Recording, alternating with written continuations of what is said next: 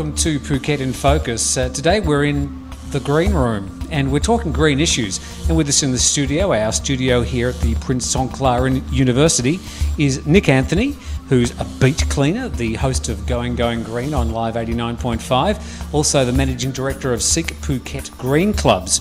And our other guest today is Sean Panton. Sean is the director of corporate social responsibility at Marriott Hotels Thailand and the CEO of Seek. Well, firstly, Sean, I'm quite delighted that Marriott Hotels have got somebody in charge of corporate responsibility. Yes, it's very refreshing to know that a corporation like that has got some very powerful global commitments and they were working together from the ground up to meet those corporate criteria, as it were. So, no, it's an exciting time. Yeah. The reason we're here... pick up there. The reason we're here today is because we're talking, you're at a conference, and it's all about the sustainability of tourism in Phuket. My feeling as a person who lives here is that it's an unwieldy train rolling down a track and nothing is going to stop it. What is the conference talking about which might find a way of slowing down the tourism here on the island? Today's conference is bringing together all of the stakeholders to firstly look at the issues. So today's discussion is really a fact-finding meeting, talking to the government, local sector, the NGOs, etc., about the issues they're seeing on tourism, full stop. That includes mass tourism and the more sustainable type of tourism, which of course is higher and lower density.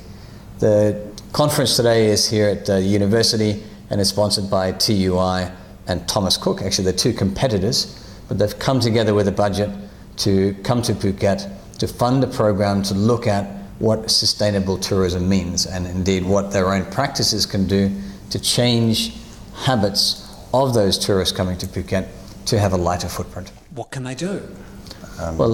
We've been doing stakeholder meetings for the last year on this for Phuket community. But obviously because Phuket is such a global destination, there's a lot of international eyes on the island. And I think these tour companies want to find out what Phuket's going to look like in the future. So the sustainability plan that Nick and I started writing for the island focuses on what we'd like Phuket to look like in 20 years. So it's very idealistic. And then the indicators come along to support whether we're going that way or we're going down. WWF are a very key player in that Seek system. That's the World Wildlife Foundation, which is who's hosting this event today. Now, because of our focus on tourism and the WWF on environment, the synergy is perfect for them to host an event like this, where they get, as Nick said, different people from different sectors to get down, figure out what the main issues are going to be, prioritise what they are going to be, and then strategise to try and target those. That's a long process. So today is just establishing and agreeing on what the main focal points should be. Yeah. I would have thought that there are a lot of issues on the island that have been addressed by many well-meaning people, particularly Farang, who bring their sort of Western ideas and their culture to a place like this. And like the transport, for example, we say, oh, we need to put in a light rail, you need to do this, you need to regulate that. But no matter what happens, no matter what good-meaning people there are out there, nothing ever seems to change. What makes you think that we can change people's opinions and the way they go about looking after the environment here? We had a lovely meeting last week in Panton Beach, which is the formation of the Panton Green Club. And I thought it was quite a good example where we had 35 people in the room. They came together, there was only 3 foreigners and the rest were all local Thais. We had the local taxi representatives, the restaurants, the small hotel owners, we had the local fishing community represented, as well as local government. And one of the gentlemen got up and put his hand up and said, Nick, one of the issues we have here, at least in this local community in Panton, is that we try to do what we can, but we keep asking the government for support. We come up to the government looking for their support, and often we don't get it. So there was a real sense of frustration that it seems like their concerns about the environment and environmental degradation were not being heard. So I said to them, well, we work in a number of different ways, from the governor down through the Orbajor and the Orbator down, as well as to the community up. And where we're finding that some of the implementation of government policies has been slow in getting into communities like Panton Beach, the community action coming up actually enables stakeholders to get involved, take on the problem as their own, get involved in fixing that problem, and through the process educate local government as to why they're doing what they're doing, how they do it, the process that's in place, and supporting them with time, maybe with money, maybe with donating recycling stations, or even in some cases hiring full-time employees from the local government office paid for by their hotels to do the beach cleaning. So there are different solutions to now getting this process starting. Okay, we see it as a problem, but the man who's waiting for a fare for his tuk-tuk, does he see it as a problem? One of the difficult, yes, more so now because they've noticed that money's just not going to be there all the time whenever they expect it. And people can make choices now because you do have a bus system that runs, so there's a choice. I think there's been a lot of change. I've been here for 13 years on the island, and people weren't really interested in green or recycling or sustainable building practices or anything. But in the last 2 years, 3 years, there's lots of seminars, lots of focal points on this. You've got recycling stations around the island popping up everywhere now. All the hotels have got environmental plans. You've got beach clubs sticking together. There's a lot of positive movement towards a better Phuket, which is very exciting. Just to give you an idea, the helmet law, that's made a huge difference to the safety and well-being of a lot of people, and that's specific numbers. Again, we spoke last year a lot when we first started to speak about our biggest problem was encroachment. And before you knew it, we had a team of 3,000 people come down from Bangkok looking at encroachment. So, I think, the Phuket community really cares and loves the island, and they are prepared to make a change. And I think SEEK goes, because it's non-biased, together with the Phuket News support, you print all of our stuff. So I think people on the island are a lot more aware now about the future of Phuket and engaged in because they can actually change it.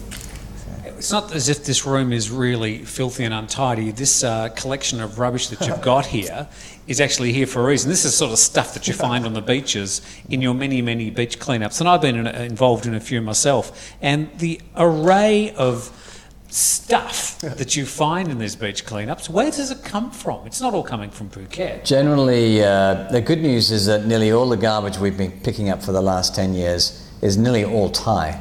So we get no Bangladesh, no Indian, no Malaysian, no Indonesian. So it's local. That's the first positive thing. That means that we can actually fix it ourselves.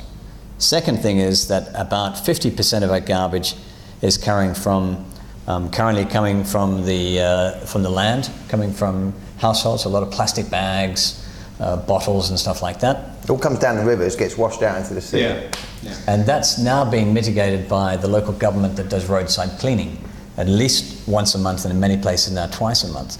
So as you drive around Phuket, you'll notice the roadsides are much cleaner. Phuket town, Panton is much cleaner.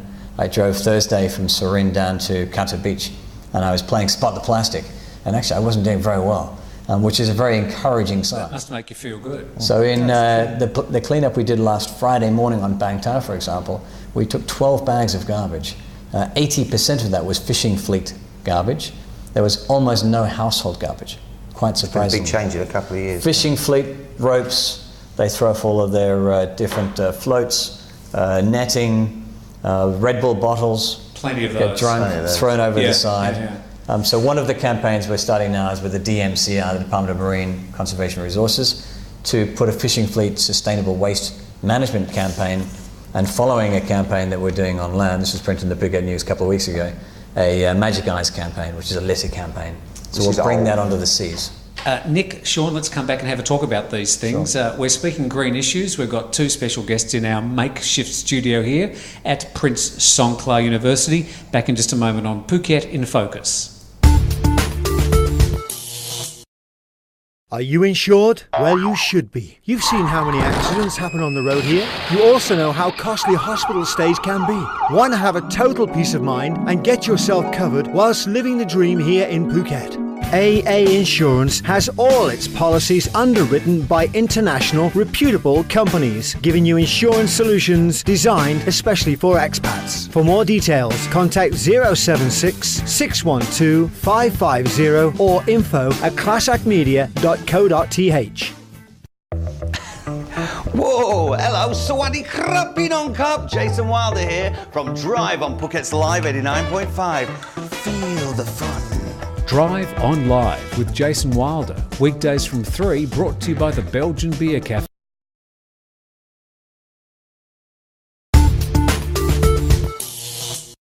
And welcome back to Phuket in Focus, and our guests here, Nick Anthony from Live 89.5, going green. When's it on? Thanks, Tim. Saturdays, 3 till 5 p.m, 89.5. Make sure you're listening. And also Sean Panton, who doesn't have a radio program that I know of. He's the Director of Corporate Social Responsibility from Marriott Hotels Thailand and the CEO of Seek.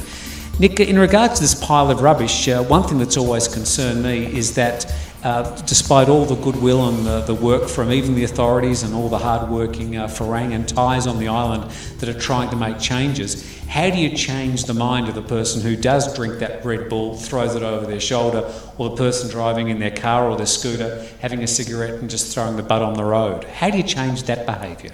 A lot of it comes down to also understanding local culture.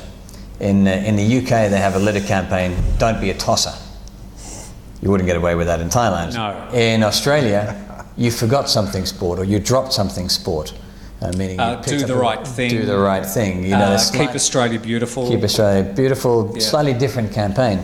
This campaign that was initiated here in Thailand is very much a local, cultural specific campaign, which is a Magic Eyes campaign. So if you drop a piece of trash or you toss your butt out the window, there's probably someone watching you. And you're going to lose face. And you're going to lose face. So it becomes a face issue. Okay. And that's a campaign that we're starting now on Phuket, and it's an old campaign from over 10 years ago. So what Nick's going, in answer to your question, what Nick's saying too is, you can't really change the people throwing the butts out the window. We're focusing on the kids. So we do big eco-leader camps, we educate the kids in schools. Most of our focus is education in schools, universities, all the international schools, and teach the kids, because the kids will come out and they can change. They can maybe teach their parents to change, but it's difficult to teach an old dog new tricks, as you know. So I think the future of Phuket is in the hands of the children in the schools at the moment, and that's who we're focusing on very heavily on. We're establishing what the problems are and developing what the needs are for dealing with the adults, and then going to the kids to come up with the solutions and the strategies to change the island. We're just doing this with, we're just doing this on road safety. Yep. We're going to get 3 kids from each of the big 10 schools on the island, put them at the table, this is next week, and they're going to develop their own road safety campaign, and then they're going to go out and teach that to the Thai schools and the Thai kids in the Thai schools. So, fantastic. Owned by the kids in the international schools. Well, it seems abundantly clear to a lot of us that if we keep Phuket as a more pristine, beautiful, environmentally conscious, aware, more sustainable economy with the tourism, that in the long run it's going to be better for everybody, not only for the environment, but for also the locals that are living here and deriving an income. But it's very hard to get that through to that tuk-tuk driver I mentioned before, who's after that fare on that day to feed his family that night. Yes. That long-term forward thinking. Yeah, well, we've been trying to find someone to do some 6 doomsday pictures for us. Because we'd like to do 6 doomsday. Okay, that's what Panton will look like if there's no control in 10 years. That's what people will look like if there's no control in 10 years. So, like artist renditions of worst case scenario, based on Costa del Sol kind of thing, where it's just uncontrolled mass tourism. So, we're currently talking to a couple of people at the moment to do that. In fact, the IUCN and the Thai Environmental Institute. Who's the ICUN? International Union for the Conservation of Nature. They're the biggest and oldest environmental NGO in the world. Okay. And the president of their organisation is the president of Seek as well, Dr. Matha. And it was his suggestion, along with the Thai Environmental Institute, that we prepare 6 doomsday photos of Phuket to shock exactly what you're talking about, the person you're talking about. So. Dr. Math is in charge of Southeast Asia for IUCN and speaks perfect Thai.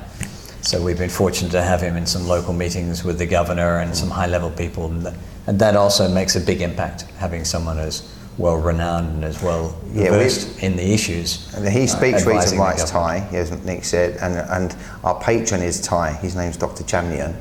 And our project director, who's in the other room, is Thai. So Nick and I, we kind of keep the Farang to the back of it as far as possible, and then anytime there's any press or public events, we like to try and put Canop one there, because it's a Thai island. Yes. And Seek, our Seek conference, it was really actually quite, the best thing about it for us was it was 80% Thai. It was great. So there's only 20% Farang there. and the rest. We had lots of university people, lots of students, lots of work groups. Well, the fact is there have been some changes. You mentioned the lack of plastic and more rubbish pickups, and we admire you guys for your passion, for your hard work, and we're very happy to communicate it. And we're interested to know what other people think who might be watching this on the Facebook page or from the Phuket News. You can always respond and give us your thoughts about these issues. Please do so, and we would look forward to passing on some of those comments on future programs. Nick, Sean, thank you very much. Phuket in Focus, thanks for joining us.